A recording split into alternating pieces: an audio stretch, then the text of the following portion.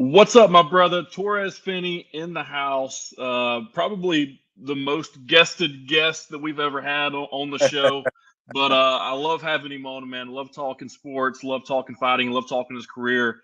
And he's always, so humble and so nice and so willing to come on and talk with us. So what's up, brother? How are you?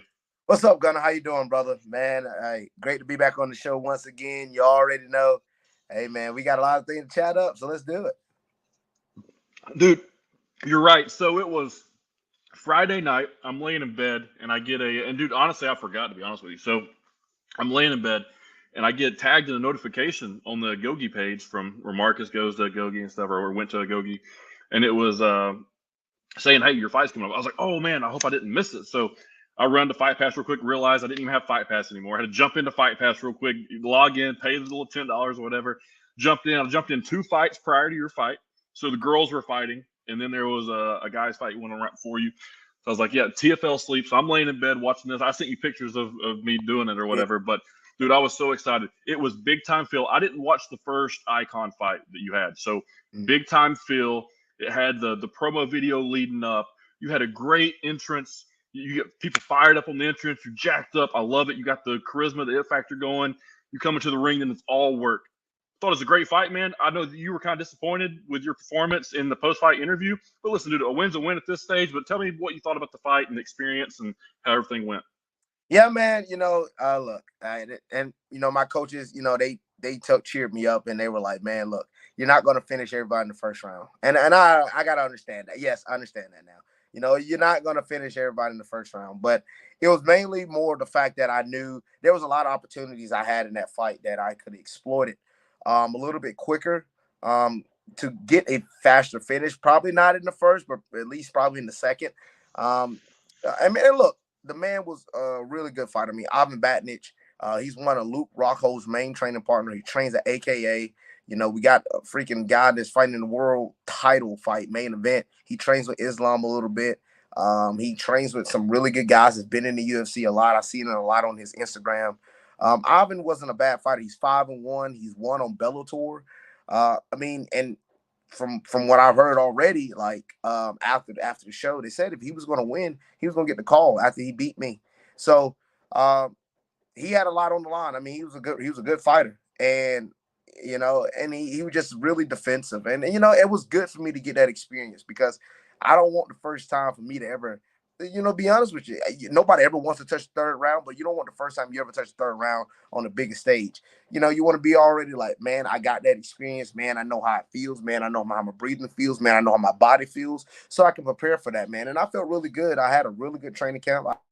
I already said it's the best training camp I ever had, and I had felt really good going into the fight. And I felt really good after the fight. I didn't have nothing, no mainly. So, it was good experience wise. Yes, there's some things I definitely have to work on, but after as a lot of people said, it was still a dominant victory, man. The fight wasn't close. The fight wasn't. I mean, it was never a point I was in danger. And I was still able in the third round to go and get the finish, and that's the main thing. The fighters always go in and get the finish. We never want to go to the judges. So, hey, a lot of people got to understand. I'm 23 years old, so first year as a professional. First year fighting as a pro. A lot of people don't get 4 fights in 1 year. That's a lot of fights in the MMA community, especially in 1 year. Most of the time, you see 2 to 3. But I got 4 in 1 year. 4 fights, 4 wins, 4 finishes, and heck, and a lot of people don't get either. I started this MMA journey in October of 2020. That was my first ever MMA fight.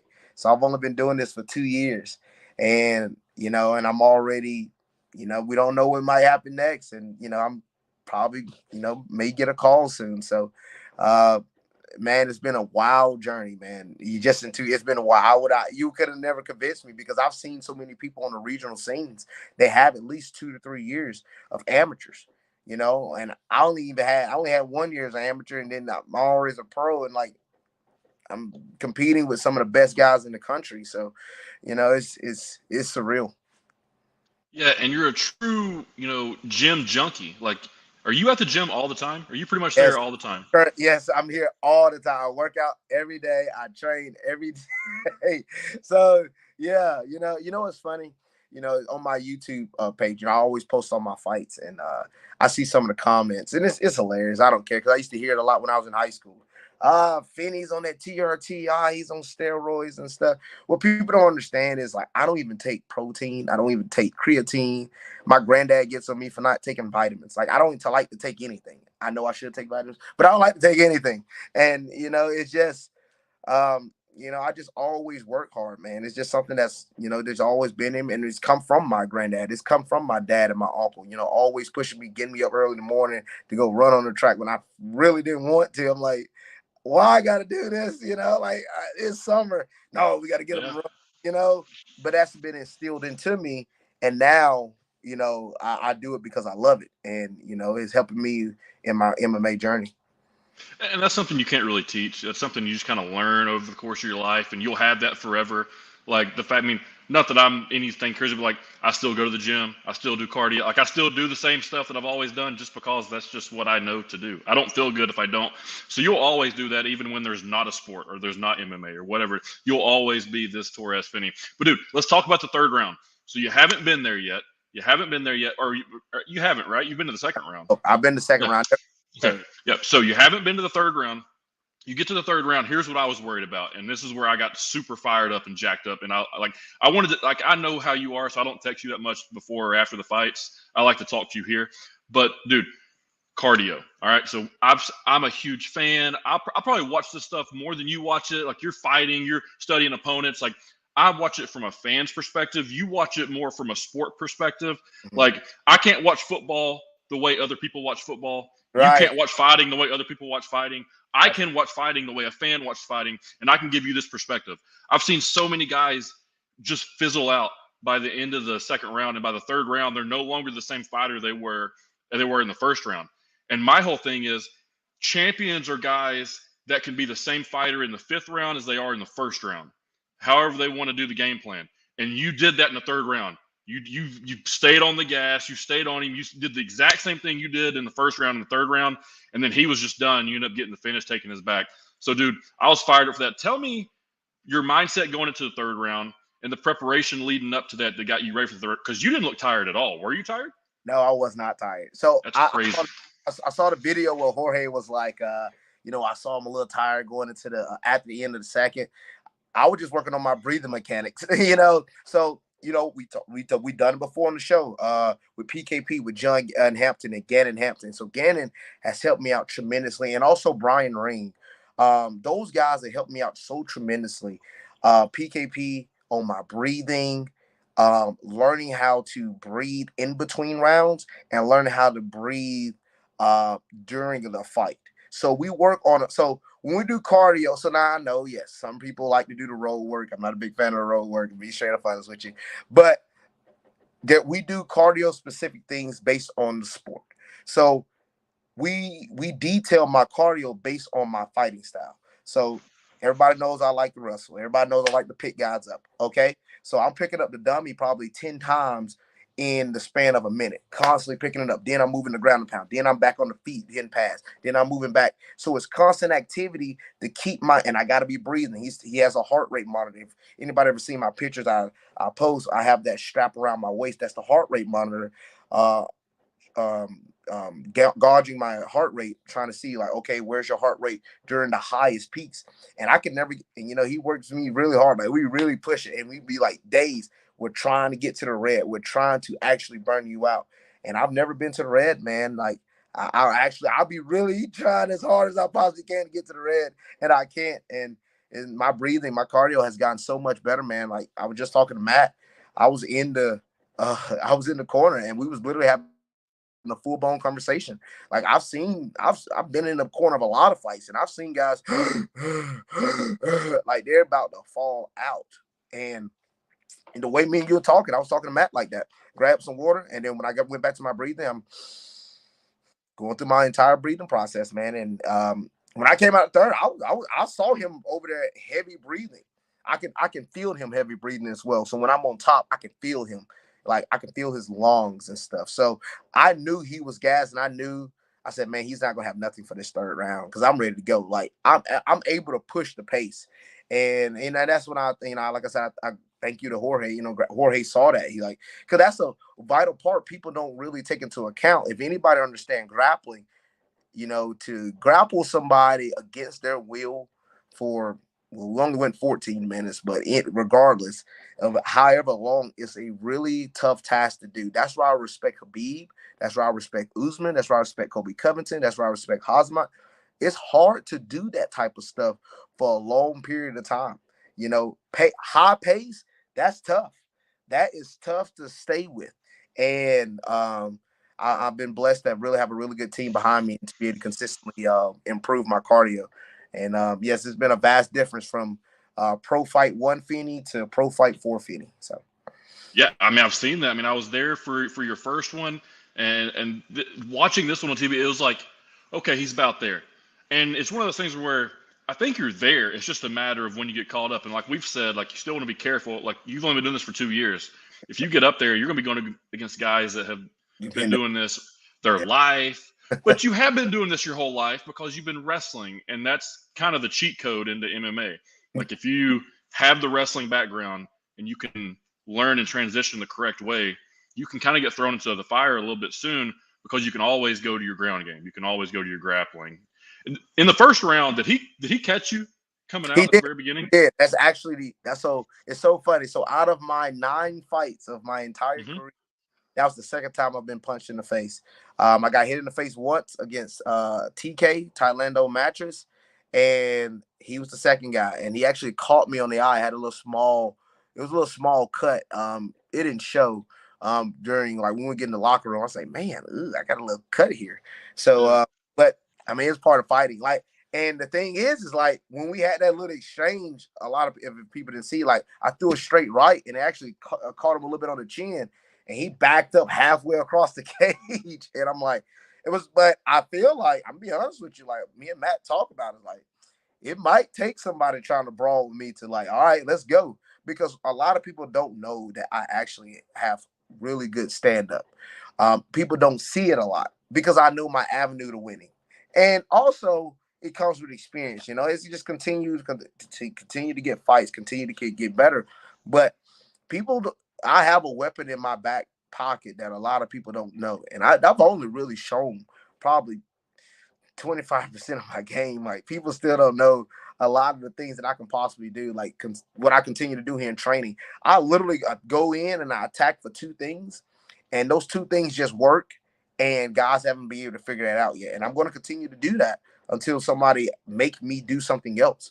And I just feel really confident because I know my top pressure. I know my game. My jiu-jitsu is really good. And a lot of people don't ever take that into account. They thinking that I'm just a wrestler, but my jiu-jitsu is just as, man, I've been working a lot on jiu-jitsu, man. Like, dude, I have a lot of tricks up the bag, but a lot of people, it just ain't gonna have to happen yet. You know, we're just gonna wait and see until when the right time to utilize this stuff. You know, don't have to show it until it's need to be shown. You know, we was just talking, like, look at Alabama. You know, not this Alabama team per se, but the old Alabama teams. You know, run the ball, play defense. You know, until you make me throw. I know I got more weapons. I know I got a Julio Jones and, you know, all these guys in the back pocket. But why use those guys? I can just run the ball multiple times. Until you stop me, I ain't going to start running and playing defense. So, you know. Keep that mindset. You've got to keep that mindset.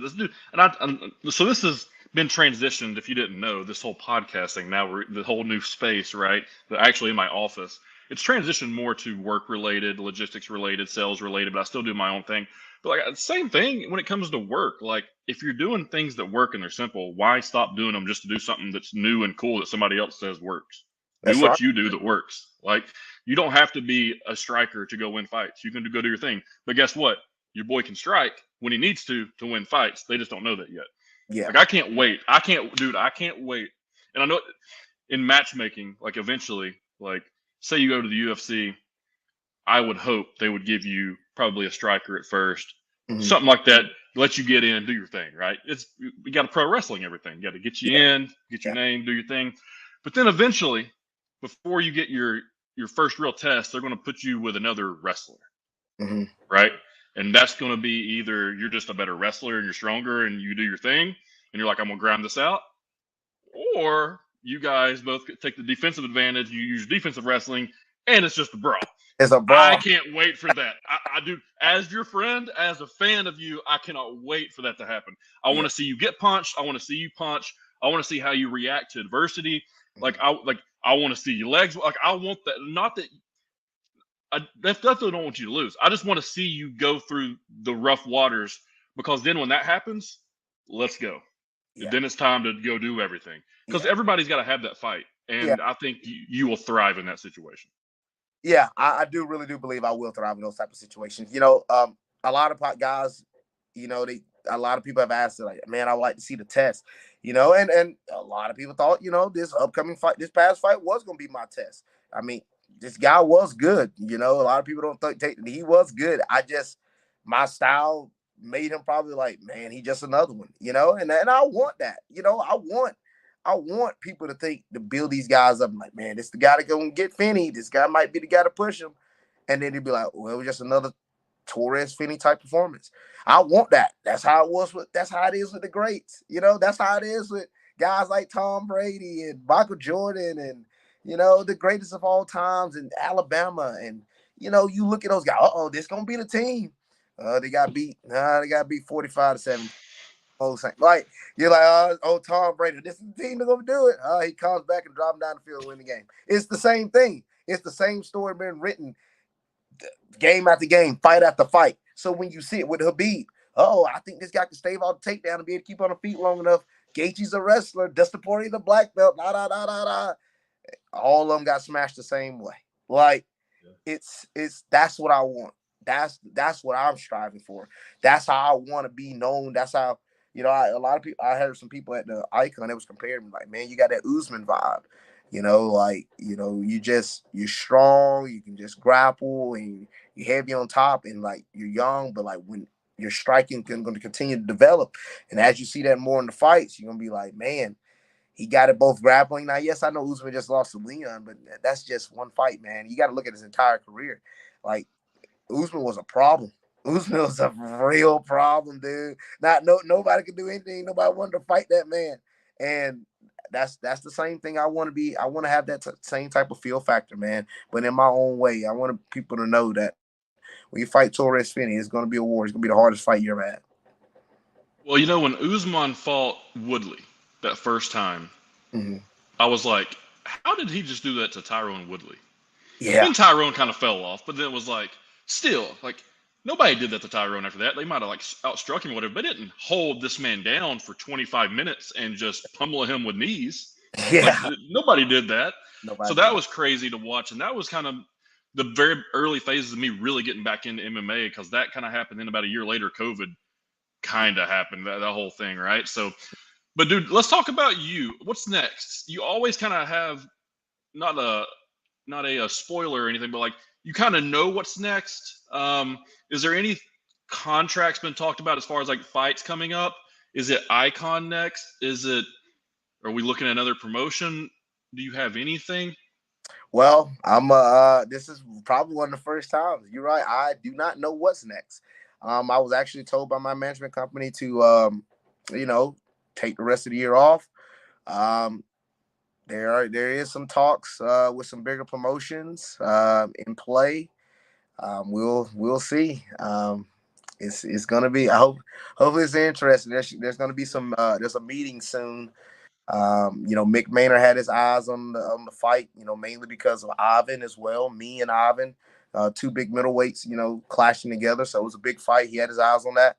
So there is some talks with some big promotions, and if not, if not, I'll take one fight next year and then Contender Series for sure. But there is some talks about me probably getting into a bigger promotion pretty soon. So we'll see. We'll see what happens. It's just talks right now. So I don't know. I don't know. So. Well, hey, dude, I'm fired up for it. It's coming. I talked about this at the very beginning. Like, if you keep doing what you're doing, there's just some people you meet and you just know. Like, it's like, you're not playing with this. You're not doing this because somebody's making you do this. You're not doing this because this is what you think you should be doing to make money. You're doing this because, like, this is fun to you. Yeah. And when something becomes fun to somebody and they're good at it and they have good people behind them, watch out. And I think that you have all that going for you right now at the very beginning of your career. And I told you, like, I'm gonna try to get to as many fights as I can. But the first UFC fight you have, I will be as close as I possibly can to that fight, because, dude, like, it's so cool to be able to watch you from the very beginning to doing this now. Like, it's what people don't understand. This is a COVID career. You wouldn't even be doing this if COVID didn't happen, right? Yep, literally not a dude. People don't get it. So, dude, look, it was funny how God works in the mysterious ways, man. I tell you, man, like, if COVID did not hit, I probably wouldn't be on this show with you right now. Like, that's how crazy it is. Like, I would have never been fighting. I don't know. I just don't know. Like, man, something clicked. Was like, and I had that ACL, and like, you got to turn bad things into good things, man. Sometimes when things happen in a bad way, you think it's the worst thing ever, but it could be a blessing in disguise. And at that time, man, just having another ACL surgery, I just came off a season where I was all conference at fullback. Then I tear my ACL. We get new coaches. Then I can't play. Then when I come back and I'm not playing, and it's so frustrating.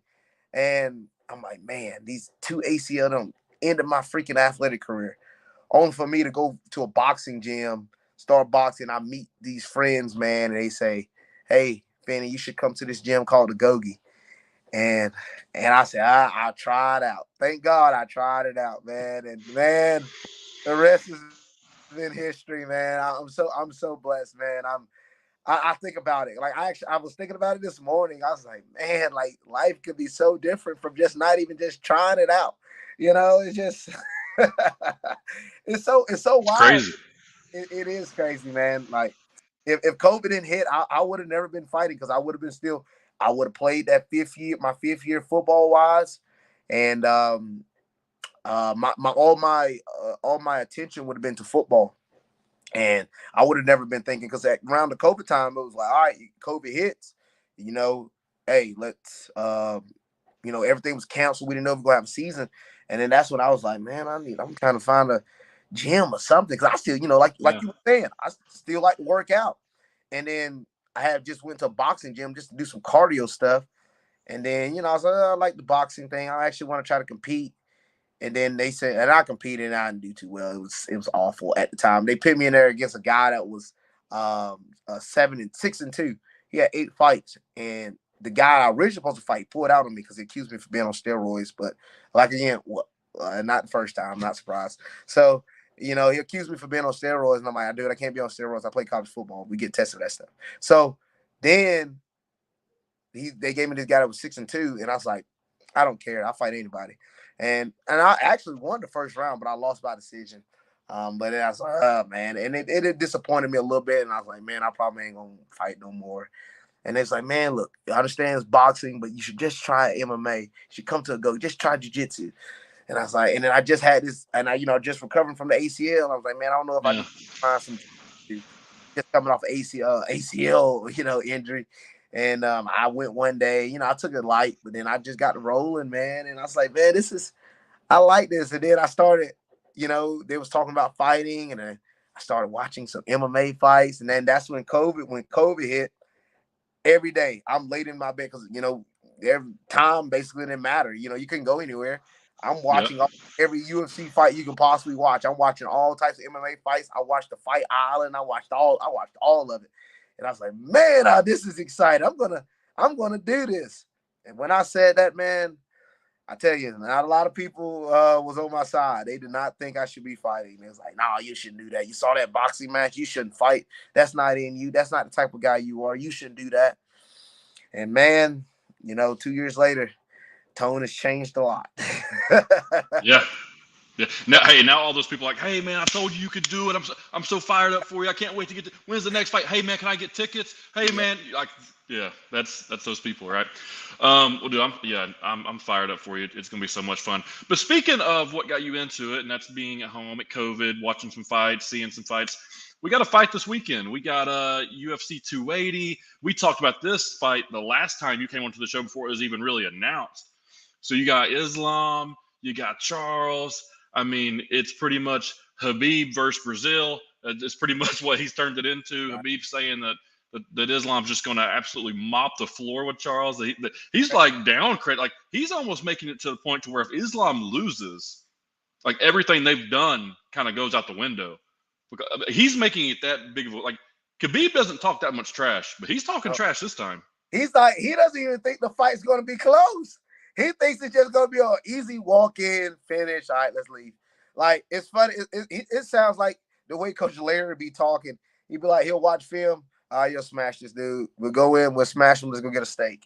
And that's the way he's talking. I'm like, these guys are good. But I love, that's good confidence. But, dude, this is Charles Oliveira.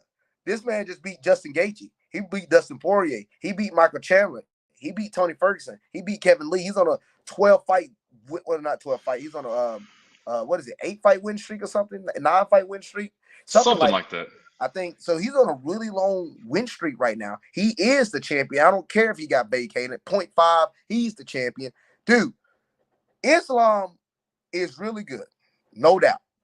Islam wrestling. So this is where, a fan like me, a fighter like me, this fight intrigues me a lot because I do both sides. All right. I understand the jiu-jitsu, but I surely understand the wrestling. And I don't know, like, who gonna neutralize who? And I feel, I mean, yes, I understand it could come to who's going to be on the feet. But if you know a Dagestani type, a Habib type pupil of a fighter, they don't care who they're going against. They could be going against the greatest wrestler in the history of mankind. They're going to shoot their shot and they're going to wrestle. So regardless of what Charles tried to do coming out, like being pressure heavy, teeps, front kicks, being heavy on his punches off the jump, Islam's going to shoot.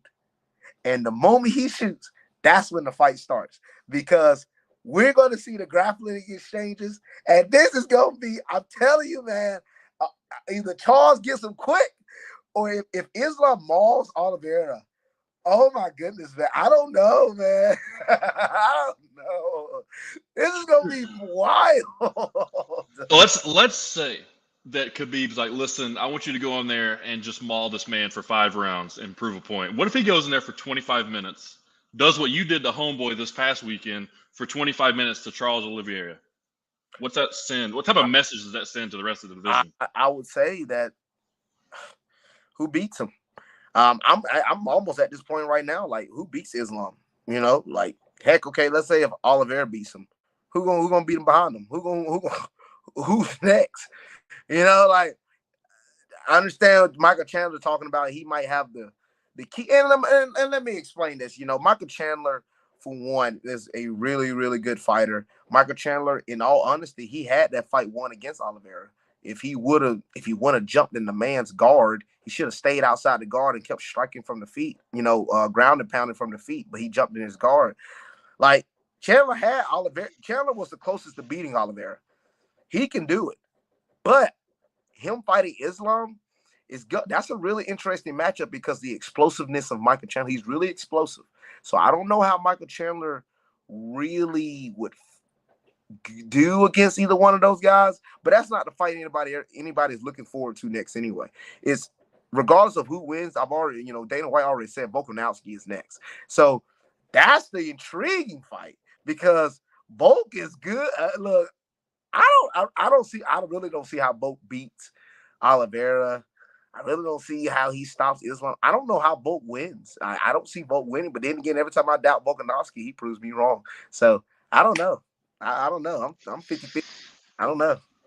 Dude, Volk is so big for that division, 145. That dude used to be a heavyweight. He used to be my size. 240. So that's what I'm saying. Like, I'm trying to imagine me, like to cut down to 145. You might have to cut off both of your arms, bro. So how's he do that? Legit, like, I don't know. I don't know how you do that. Dude, I don't know. There's no way I can find an ounce to get to.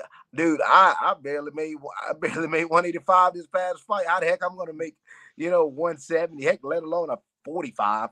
Like, Jesus, like. Yeah. Let's talk about more UFC. I want to talk about the weight cut though after that. So remind me. So I'm looking at the odds here. It opened Islam minus 210, meaning he's the favorite. Charles plus 165, but since everything has happened this weekend, I don't know what's really the betting, I guess, has happened. Most of the money's going on Charles because now Islam's only a minus 175 favorite, and Charles is a plus 138 dog. So people are putting money on Charles Oliveira in this fight. So I don't know, man. If you're a bettor, all right, why not bet on the to be honest, the champion? All right, why not bet on the champion? All right, if I'm a betting man, I would bet my money on Oliveira. But if you told me who I'm picking to win, I think Islam wins the fight. Reason why I say that, I think Islam can neutralize Oliveira long enough. Maybe not the first round. Second round, third round, he'll start wearing. Now, I'm not saying Oliveira don't have good cardio because obviously he has good cardio. But it's different when you got a guy like Islam on you all the time. Like a blanket. Exactly, like 24/7 throughout that entire fight. It's a different fight. He's always going to be carrying Islam's weight. Islam's going to always be in his face. Oliveira has been a pressure fighter. If anybody watched the past few fights, Oliveira literally comes out throwing teeps and punches straight to your face. Like, there's no feeling out process with Oliveira. It's instant. Let's go. Let's fight. He's going to probably do that to Islam. Islam going to instantly be looking for takedowns. And it's going to become a really big grappling set. I can see Oliveira maybe subbing him, but I don't know, man. I just don't see him beating Islam, dude. I just think Islam grappling. It's so close of a fight because you don't know what's really going to happen. Like, this is like one of the best fights of the year, in my opinion, on paper, because this is so evenly matched across the board to the point it comes down to who is the better grappler. And it might come down to who's the better striker. And if it comes down to the better striker, I'm giving that to Oliveira. Okay. So, okay. I'm fired. It's gonna be. Hey, and remember, and you reminded me, or I'd have missed the entire thing. Like, it starts at 10 o'clock on Saturday with the prelims, and the main card starts at 2 because they're in Abu Dhabi. Mm-hmm. The main card starts at 2, so I was planning to go to the UTC Mercer game, man. So UTC, they're currently 5-1. I think Mercer 6-1, something like that. And winner basically is going to win the division. Be straight up honest with you. Their only losses is to FBS teams, and Mercer lost to Auburn, Chat lost to Illinois. But to be straight up honest with you, this is the game of the SoCon right here, man. The winner wins the conference. So, and Chat's been looking good, man. That defense is on fire. Their wide receivers looking good. I'm enjoying what Chat's doing. I'm always keeping up with my my college. So, well, that Illinois game isn't looking as bad as it did the week that it happened now, because Illinois is good. That running back, dude, is a top 3 round running back. 100%. Dude, and now Illinois is ranked. Dude, the way Illinois has been playing now, you're right. That game don't look as bad now, I know I saw a lot of people talking about, man, Chat couldn't do nothing against Illinois. But you have to understand, man, now looking deeper into the season, Illinois is really, like, they're coming along now. Sometimes it takes a few weeks into the season to really find your identity. And I think that Illinois team has done that. And they're probably going to be a problem in the Big Ten. Do not be surprised. I don't see them being a Michigan or Ohio State, but there'll be a problem within the Big Ten. And just because you're not those top 2 teams, don't mean you're not a good college football team. You still could be a good football team. People got to understand that they think, they're not the top 4. Are they good? No, that's not the case. Like Oregon, I know Georgia beat them 49-3, and then people are like, Oregon ain't that good, blah, blah, blah. Well, Oregon still is a good football team. They just weren't good enough amongst Georgia, but, like, they're still a good football team. Yeah. It drives me crazy listening to people talk sports. It's like, do you know how hard it is to win any football game at any level? Now I'll go to Division I level. You know how hard it is to win any game? Even if you're FBS going FCS, those are hard games to win. Then you go FBS, those are extremely hard games to win. Then you go SEC, those are impossible games to win. And you got teams almost winning every game every season. And people say those teams suck because they get beat by a certain team. Excuse me? Dude, it drives me crazy. Fans drive me crazy. Fans do drive me crazy. Just because you have a close game with Appalachian State don't make you a sorry team. No, that's not the case. because now, yes, if you want to talk about recruiting and stuff like that, okay, fine. But don't sit there and say the team isn't good, because let's be honest, Gunner, when anytime you see the Tennessee on the schedule or the Alabama on the schedule, that actually makes you want to play a little bit harder because odds are on that game. So App State playing a Texas A&M or playing a North Carolina. Why do you think those games were so close? Yes, now App State is a solid team. They're a good team. They're a solid FBS team. Now they're probably going to be ranked in the top 25, probably not. But they're a solid team. And they know odds are on that game when they're playing these big FBS schools. So they're going to play to their top potential. You have to. People don't think that's why Nick Saban says don't drink the rat poison. You can't go in there. Alabama struggled with Georgia Southern. Alabama struggled with Louisiana Monroe. Like you have to think about stuff like that. Like you can't. Guys don't understand, man. And the same thing with fighting. I see people always looking. That's where I was going. And they're like, man, that guy, he's skinny. He ain't gonna be able to beat you. It ain't about muscles and like.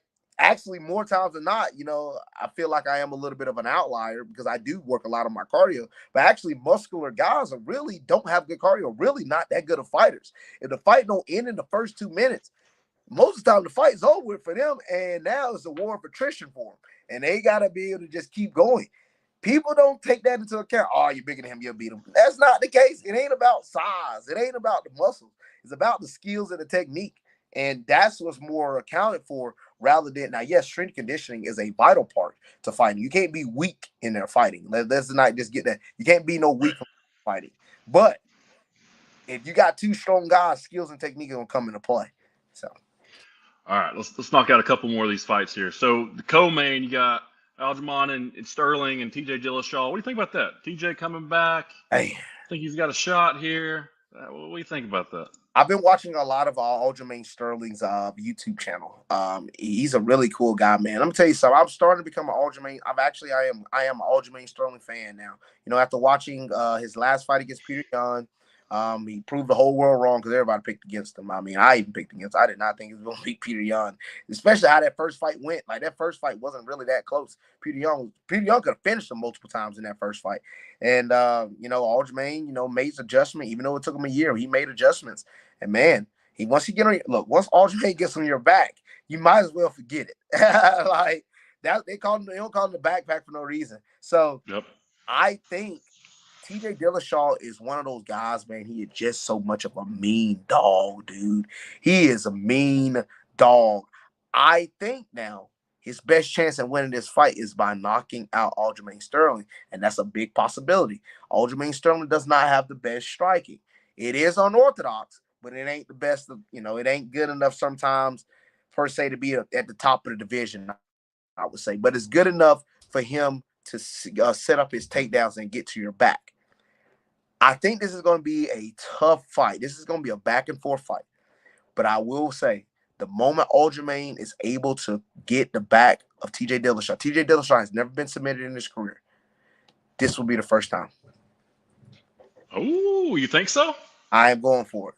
Aljamain Sterling subs him for the first time. Okay, I dig it. It's a bold prediction. What the prop is on that? It's a bold prediction, but I'm going for it. He subs him in the first time in his career. Hey, I don't know who's the LinkedIn user jumping in here saying what's up, but Finney, brother, so happy for you, man. Excited to see you doing what you love. We'll have to figure out who that is. Maybe if that LinkedIn user is still there, they can type in their name because for some reason I can't see it. I don't know why that is. But hey, and that's the cool thing about going live now too. And I don't really promote these things, but people do occasionally jump in, and it's kind of cool just to kind of have that pop up. But let's see what the money's looking like in that one's. So TJ Dillashaw opened as a 138 underdog, Aljamain 159 favorite, and all the money's looking to lean towards Sterling on that one. So looks like you might be right, leaning with the public on that one. Yeah, I think Aljamain subs him. I'll say round 3 or 4. Rounds 3 or 4. All right. Fight going to the decision as well from control, from a lot of Aljamain. But then again, man, TJ's mean, man, and he's tough. Yeah. He was ACL in the first round against Corey Sandhagen, and you saw that fight. That was one of the best fights of the year. And man, he was able to grind that out, man. So you got CJ right here. Hey, what's going on, brother? What's going on? All right, there you go. So Another bantamweight fight, you got Peter Yan, speaking of the man that got beat by Sterling, going up against Sugar Sean. And this one surprises me a little bit that they're kind of matching these two guys up so quick, with Sean being such a superstar and Yan coming off of a loss and kind of needing to get this win to be in in competition for the title again. But Sean's got to win this fight if he want to keep this rise going. I mean, I'm sure they can throw him in there with some other guys and he'll draw eyes, but if he wants to win a championship, he's got to win this fight, and this is a quick one.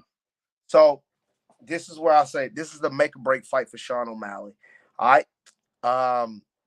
Sean O'Malley, he is a star for the UFC. He's one of those pillars, guys from the Dana White Contender Series, and he's riding that wave a lot, man. You know, his knockouts, his social media, his podcast. He's doing the outside work really well to make his money and really build his name. All right, now let's get in the ring. Chito Vera, all right, blew a dud, hurt his foot. Some people gave him a pass on that. Okay, so be it. The next time he fought a tough guy, Pedro Munoz, another problem.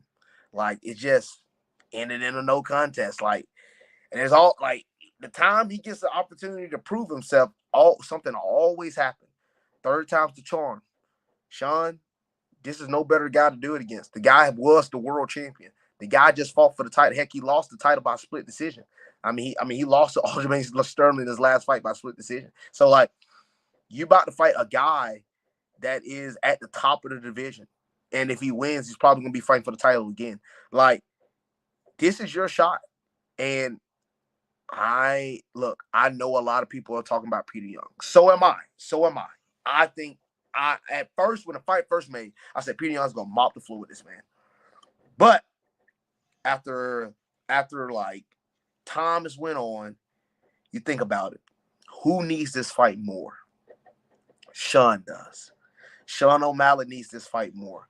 Sean O'Malley has more to lose, because I think with Sean losing this fight, a lot of the superstardom that he has, it starts to go under. And that is not a bad thing per se. It's just the fact that it's not who he said he was. It's not this guy could be the next Conor McGregor. It's not going to be that type of guy if he don't beat Peter Young. It's not going to be, this guy's the next maybe Jorge Masvidal type guy. It's not going to be that guy. He's not going to be that guy. It's going to be a completely different fight, and he's going to be a completely different fight. His trajectory will be completely different. Not saying he won't be able to fight for a title. Yes, he can still be able to fight for titles and stuff in the future. But if he goes out here and lays an egg, now I think Sean is going to compete. And I think the way Sean beats him is actually going to be surprising. I actually think Sean's going to grapple. Sean has really good jiu-jitsu, and people don't ever take that. He's long. And if anybody saw how Peter Young lost his last fight, Peter Young did not have his grappling didn't look too good. Now it was Aljamain Sterling, who's got really good grappling. I understand. But he got exploited a little bit. I think Sean exploits that. I think Peter Young thinking, oh, man, we're coming here to fight. We're coming here to stand up. And I think Sean changes that a little bit. He's going to stand on the feet early. He will. I do believe Sean is going to stand on the feet with him early. But I think he exploits Peter Young's ground game, and I think Sean O'Malley win that fight. I know I at first I think he was, but I'm going with Sean O'Malley to win that fight. Hey, I was looking at the lines as you said that. So Sean O'Malley opened as a 310 underdog. Peter Yan being a 445 favorite. Oh, but look at this. We're halfway through the week already. All the money riding on Sean O'Malley. O'Malley now a plus 225 dog, and Yan only a minus 265 favorite. So a lot of people seeing the play with the money right there. Dude, if you can double your $100 pays you 225 on a Sean O'Malley pick, that's a pretty good gamble if you're a gambling man. I'm gonna tell you, man. If you put money on, you wouldn't be crazy if you put money on T.J. Dillashaw, Oliveira, and Sean O'Malley. You might have a good chance at like winning a lot of money, and those aren't bad. You would not be scrutinized for those picks, but you have to understand the matchup. So, I mean, if I had to do a parlay, all right. I would put money on Oliveira just because he's the champion. Even though I know I said I picked Islam to win the fight, I would put money on Oliveira. I'll take the favorite in Aljamain Sterling. I'm a little bit more confident in him in this fight. But in that Peter Yan O'Malley fight, that's when you'll take your risk. And I would probably take my risk with O'Malley. I think he'll be my make or break. I would take my risk with O'Malley. So check this out. I was thinking about doing this over the weekend because I've hit some good ones in football this year. So we up. But so I was thinking about putting $100 on every dog in the main card, hoping that at least 2 dogs win. So with those fights on the main card, you'd be looking at putting $100 on Charles, which would win 160, $100 on TJ, which would win 150, $100 on Sean, which would win 225. And then you got Dariush and what's homeboy's name? Gamrot? Gamrot's good, man. Hey, Gamrot's good. I mean, but Dariush is the dog at 165. And then Caitlin Chikoyan and Mano, what is it? Thoreau? You have Caitlin at plus 180. Hold up. So as long Building Roosh is the underdog? Yeah. Really?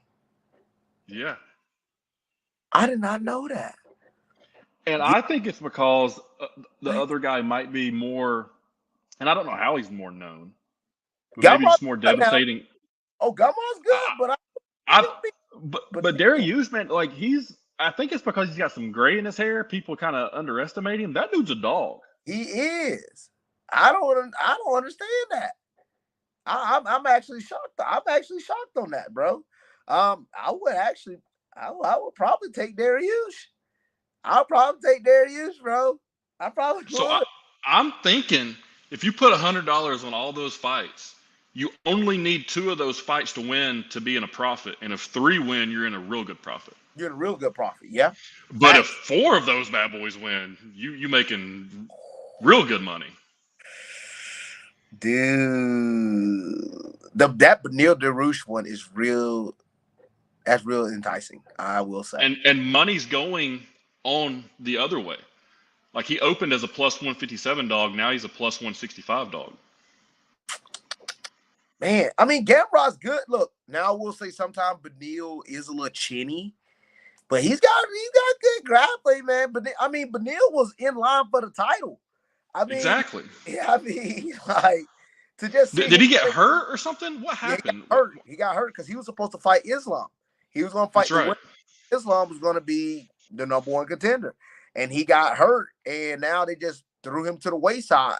Yeah, I'm actually a little shocked on that. You know, I'm actually a little shocked that he's the underdog. But I benefit of the doubt. I'll probably take Dariush. All right, so let's get off here. If you had to give a parlay, a 3-pick parlay, what are you going with? Guaranteed to win, make everybody money. Who's winning 3 fights? Woo! Guaranteed to win. So I'm gonna have to. That means I would have to go with my money. I have to pick with Islam in the main event, Aljamain Sterling, and I'll have to go with underdog Sean O'Malley, man. Even though I don't see O'Malley knocking out Peter Yan. I just can't. You know how you can't fathom seeing certain guys being knocked out the same way you can. I could never see Usman being on his back, sleep, eyes rolled. I couldn't even imagine that. I couldn't even imagine Habib being knocked out. You know, you can't imagine that until it happens, and then you be like, "Oh, that happened." You know, like so. I can't imagine Peter Yan being knocked out, but if it happened, I would be really shocked. But I think O'Malley beats him either by decision or submission. Okay. I'm going to ride it. I'm going to ride it and see what happens. I'm going to ride your boy. And then if it messes up, I'm going to text you and be pissed. Okay. I would be too. I'll say Islam, Sterling, and O'Malley. Those are my picks. Okay. I'll take it. Well, hey, dude, thank you so much for coming on. I'm going to get back to it. You don't have news this time, but when you do have news, promise me you'll come on. We'll talk about it on here.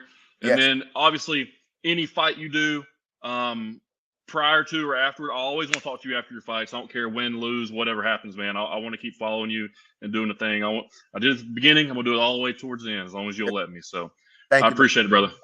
Yes, sir, man. Thank you so much, Gunn. Thank you for having me on the show, brother. All right, man.